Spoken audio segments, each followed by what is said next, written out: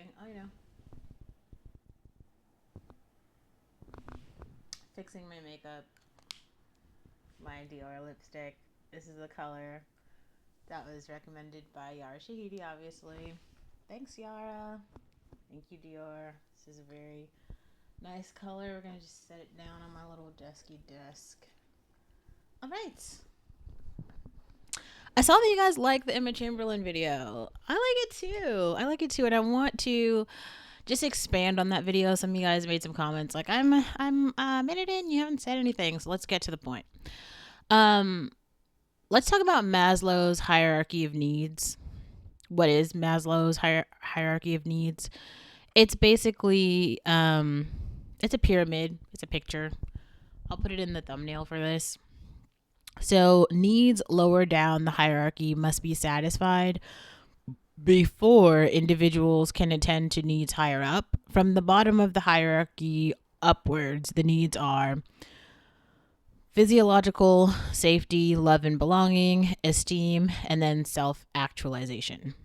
So like the physiological needs are like breathing, food, water, shelter, clothing, sleep.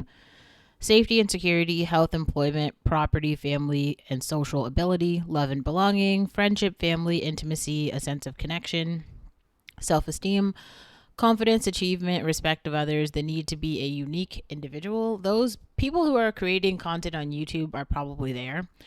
And then self-actualization, morality, creativity, spontaneity, acceptance, experience, purpose, meaning, and inner potential. I feel like this is a lot of stuff all of the conservatives are talking about. Candace Owens in particular just strikes me as a person who's like in that purple phase of the triangle, or like Brett Cooper. I feel like Kelly Stamps is in this like green area. I feel like I'm probably in between yellow and green. So love and belonging and then self-esteem. Mostly because I'm personally working on establishing a sense of connection in the community in which I live. And then also trying to explain to others my individuality, though more recently more people have been explaining to me how I'm like a unique individual who's bringing belonging into their lives, and that I feel really good about that because it tells me that like the work that I've been doing on myself is like paying off. That feels really good. It feels really good to be like acknowledged in that way. um anyway um so what does that have to do with Emma Chamberlain and also Charlie D'Amelio? I think you should go watch both of my videos on that. I don't know if I rewatch it and put a timestamp of where you could get to like the point of the video, because some people seem to been pretty upset. They're like, you didn't get to the point. Like, okay. So the point is that like with um with Emma Chamberlain specifically, because like she started at a place like socioeconomically, like, you know, it seems like she was middle class, that would automatically put her, meaning her life would start in a place of yellow, love and belonging. So she's looking for friendship, family, intimacy, and a sense of connection. I feel like since she started her channel, that's what she's been talking about. Like, hey, you know, I'm Emma. These are the things that I am going through. Here are the things that I see in my life. Like, she can like talk about herself and the world around her, her relation to the world around her, like how she sees herself in the world, which is very cool. Like, that's something that all like young women need to do. Young men need to do this too, but I feel like we're seeing it in these toxic ways where young men are doing it in a way where they're like degrading women. This is like the whole thing with like the problem with like the red pill community.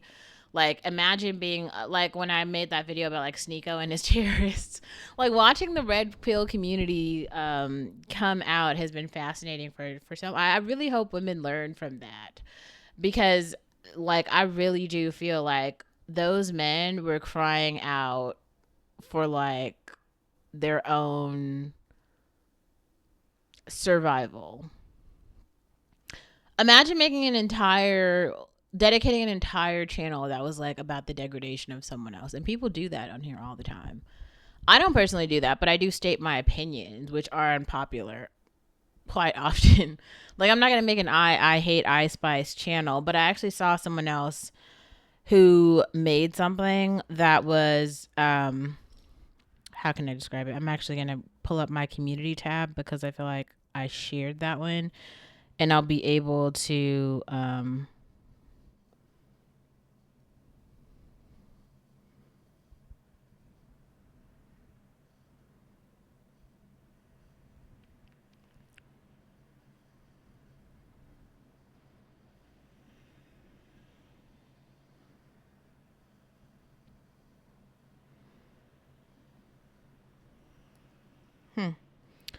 okay.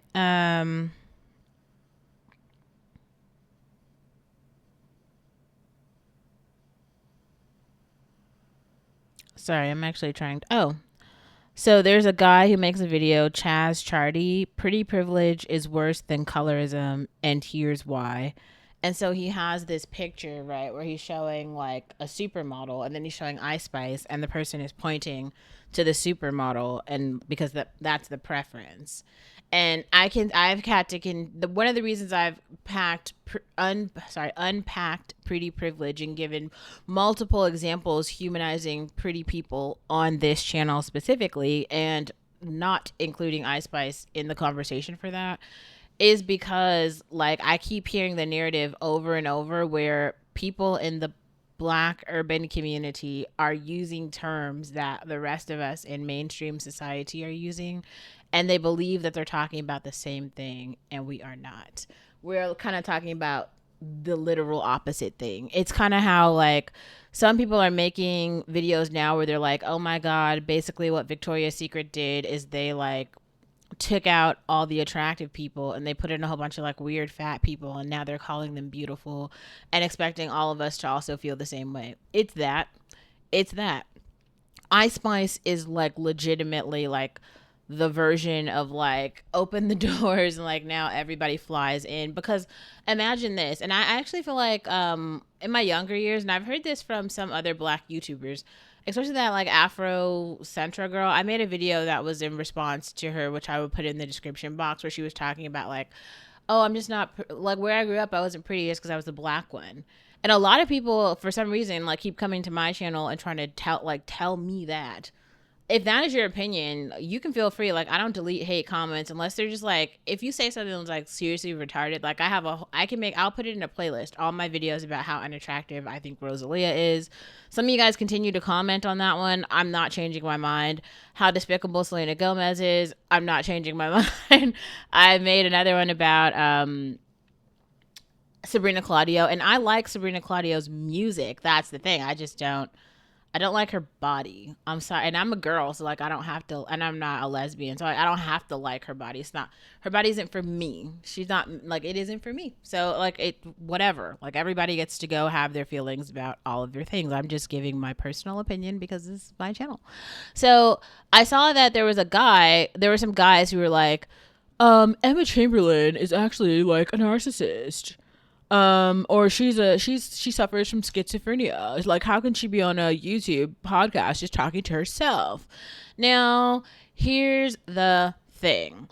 It is so telling.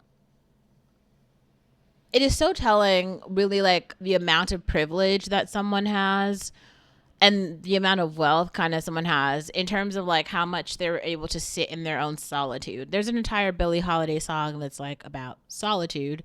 There are multiple quotes in Clueless where Cher, or basically what's the other guy, the gay guy who's like Cher's boyfriend in the beginning of the movie, where he's basically talking about like how she's like, oh, you don't know who Billie Holiday is, and Cher thinks Billie Holiday is a guy. That's so funny. Classic moment.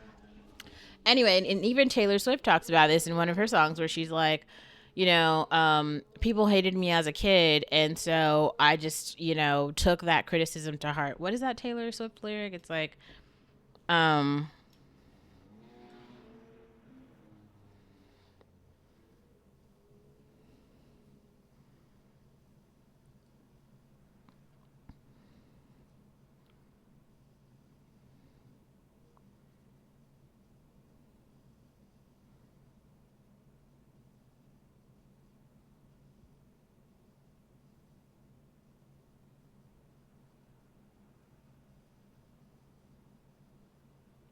It might be you're on your own, kid. That's what.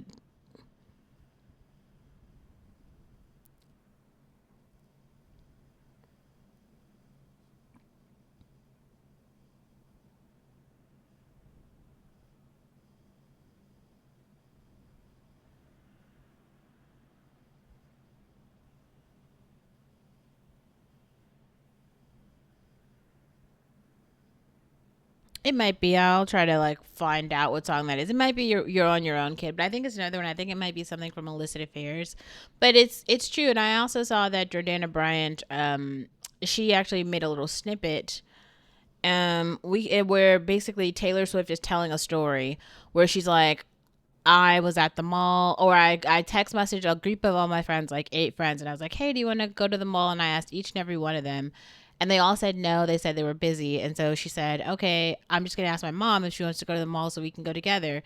She goes to the mall with her mom, and then once they get to the mall, she sees the group of all 8 girls who told her in the group message that they were all busy and they were all there together with their parents, and they all didn't invite her. And Jordana Bryant writes a song about this. Now, that might seem very like, if you're coming from the outside, maybe you're struggling in Palestine or something, or you are living in Africa, or I really don't know. If like some of your problems are more like poverty problems, you might not have the capacity right now to unpack like like, how do you say it? Like girl issues that have to do with like friendships and relationships, because you're not there yet. You might be like lower on Maslow's hierarchy of needs, but like Emma Chamberlain is higher, like Taylor Swift is higher. Or even like the funny thing when people are making fun of like mental health diagnoses, schizophrenia, bipolar, anxiety, depression, and people are getting into these politics. Oh, this person has gone to the hospital. Oh, this person is on medication. Oh, this person goes to therapy. Oh, this person. I'm not suffering from mental health issues. I am fine. But her over there, she's struggling from this. And they say this shit, right? And I saw also that one of the Emilio sisters, not Charlie, but the other one, she came out where she was talking about her own mental health stuff. They made a whole documentary where like Selena Gomez is talking about being bipolar, and these are becoming like how do you say it, like social indicators in society that are like they're trying to like normalize it. But like that would be like me coming up to you and being like, I suffer from physical health. You'd probably be like, what? That's the dumbest thing I've ever heard. Like physical health, all that means is that like see how I have an arm and a body, but like as you get older, stuff is gonna start to break down. Like your heart is gonna get weaker over years because like your cells age, and that's just like a normal thing that happens. Or like what, like, your bones are gonna get weaker, your muscles are gonna start to fatigue, just like the wear and tear on your body. Like the human body can only live right now like about between 70 and 100 years is like the average lifespan, and then you die of like natural causes. I think we have a very niche portion of society right now who are not they have not normalized dying from natural causes. They have normalized dying from like homicide. And especially in the black community, in rap culture, it is very normal for people to die of like disease and homicide. Like in Africa right now, I think malaria, isn't that like the number one cause of death? Malaria, that's from not having clean drinking water. Um, in America, like the number one cause of death, I think for black males is either suicide or homicide. It is not natural cause like old age. So that, I mean, that's just kind of the reality. That's like very abnormal. That's very abnormal. So I think in terms of like the normalization of like women and the things that women are talking about, Emma Chamberlain becomes really important, or I don't know who the new girlies are. Oh, Zoe Unlimited. I mean, she's Asian, but I think that she's a really good example of this right now. We have like Amanda Amalawar, whatever her name is. We also have, oh my God, what is her name? Oh my god, Maryland or oh my gosh, um, we have like Khadijah Munboe, but that's not who I'm thinking about because she doesn't.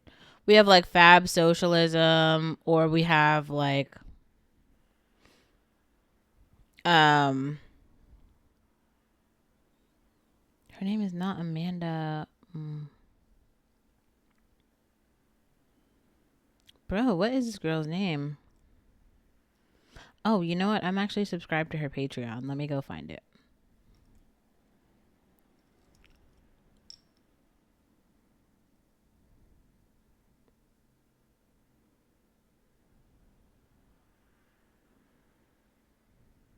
Madison Brown. Who are they're just talking about like normal the things that they see that are going on in their particular like Gen Z group, or like if you think about like YouTubers that I follow like Nagad.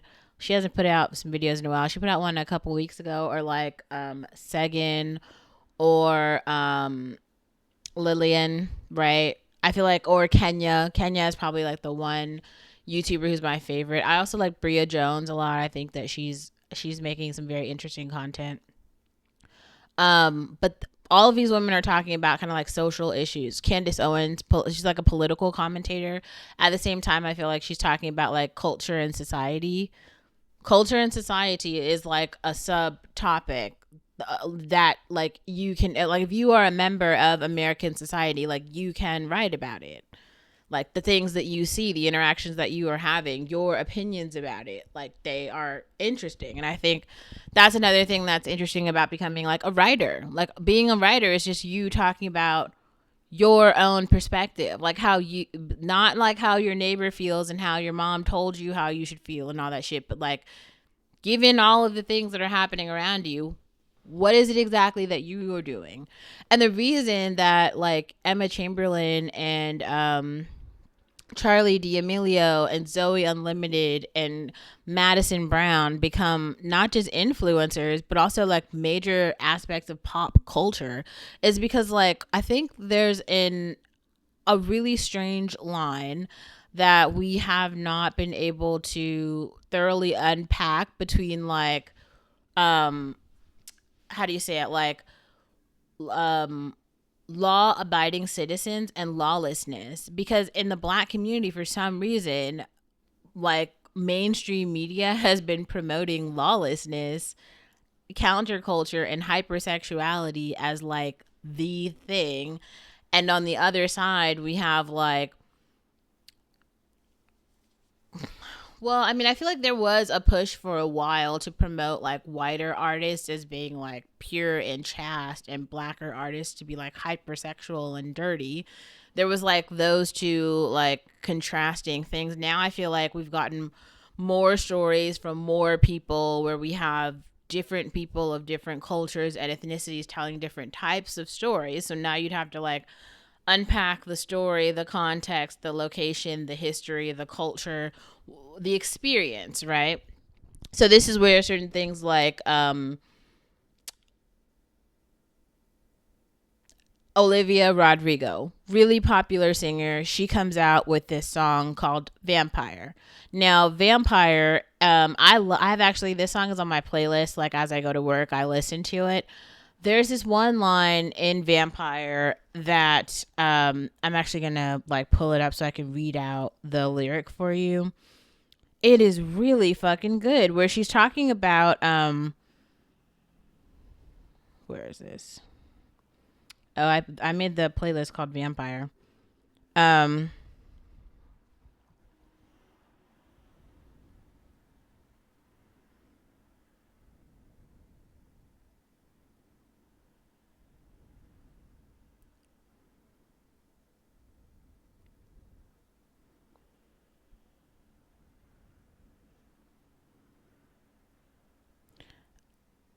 we can actually just read it out. So she says, "Hate to give the satisfaction asking how you're doing now. How's the castle built off people you pretend to care about? Just what you wanted. Look at you, cool guy. You got it. I see the parties and the diamonds sometimes when I close my eyes. 6 months of torture you sold me as some forbidden paradise. I loved you truly. Gotta laugh at this stupidity. 'Cause I've made some real big mistakes, but you made the worst one look fine. I should have known it was strange. You only come out at night. I used to think I was smart, but you made me look so naive the way you sold me for parts as you sunk your teeth into me. Bloodsucker, fame fucker, bleeding me dry like a goddamn vampire. Every girl I ever talked to told me you were bad, bad news. You called them crazy. God, I hate the way I called them crazy too. Um, I think it's that line in particular that really like stands out for me. The reason that I think that, sorry, the reason I think that that particular line is so prevalent here is because when you're in a relationship with a guy, or let's say like you're a member of a particular community, and everyone around you is telling you we all feel this way, we all feel this way, and you have this echo chamber. You've never heard of anyone else who feels differently. This is how you can get people, whoever lived in that little section of New York where Ice Spice is from, and they came out with Munch was really popular where Ice Spice is from. I can tell you right now, like, people in Nashville are not listening to Munch by Ice Spice. They might know who she is, but like that is certainly like not the song that is playing. She's not very popular amongst conservatives. And it makes sense. Like, nobody I don't know. It's very strange. It's counterculture, but they're like they're even people who are there have children too. They have people around the same age group, but the culture is different. And so what Olivia Rodrigo is saying here is like, oh my God, you told me that all of these other women, your ex-girlfriend, you told me she was crazy, and I just went along with it because I was listening to you. And she's saying you sunk your teeth into me, just like society sometimes can like sink its teeth into women, people. And she's saying, so you said this, and then I said it too. I just started repeating it, and she's actually calling herself out. She's saying, damn, I hate the way you told me they were crazy. And then I called them crazy too. I did it too. Just like these guys are on the YouTube short, and they're telling you that Emma Chamberlain is crazy because she's talking about her own perspective on shit. And she's a girl, and she's a girl with a podcast. Just like the girls with the call me daddy, all the guys are on here. Fuck these whores. Oh, these stupid bitches are talking about their sex lives. They're talking about their experiences. Oh, fuck them. We hate them. Blah, blah, blah. Fuck them. Let them all die. And it's just like, women are going to occupy space in society. You don't have to like it. Nobody is like requesting that you like it or trying to influence you to get you to like it. I don't think that's a thing. I'm not saying that as being a thing. It's just, it's not. It's like,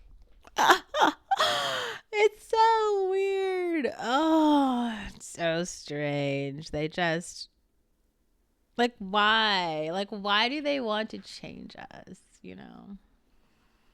I can't be the only one who feels this way. Like, some of y'all gotta feel me.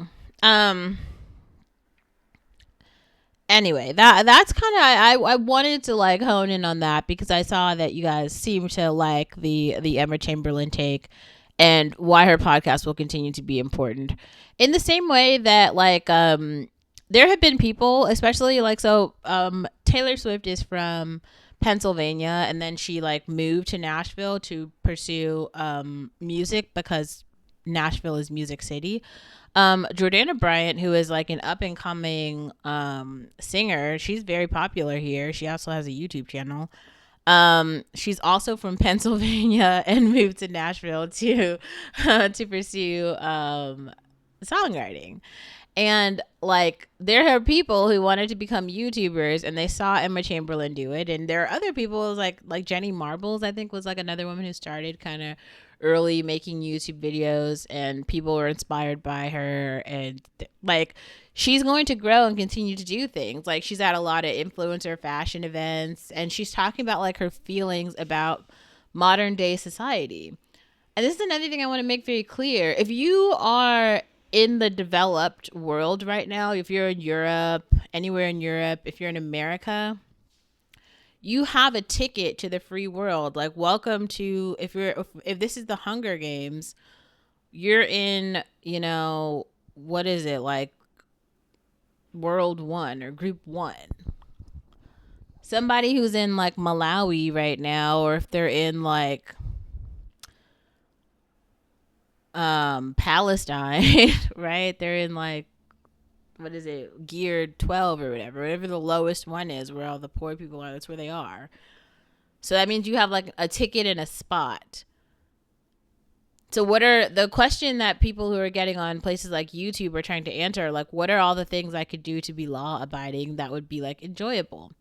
I could go get a meal. I could go see a movie. I could hang out with a friend. I could take a walk in the park.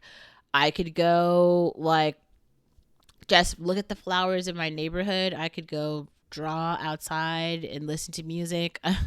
I could go have a picnic. I could go hang out with my friends at my friend's house. I could go hang out at my boyfriend's house. You can get a job and make some money. Like, all of those are things that you could do. They're like normal parts of like society. It was like just normal parts of like middle class life. That's what like everyone is doing. A lot of people are just actually just watching television on their couches. But then there's other people who are a little more maybe like optimistic, like you and me, who want to like actually produce content and not just like consume it. We're like producing content, like sharing our own experiences, because there are people who like don't have tickets to the developed world, meaning they're not citizens. They can't live here, right? You see a lot of people are talking about sending migrants back.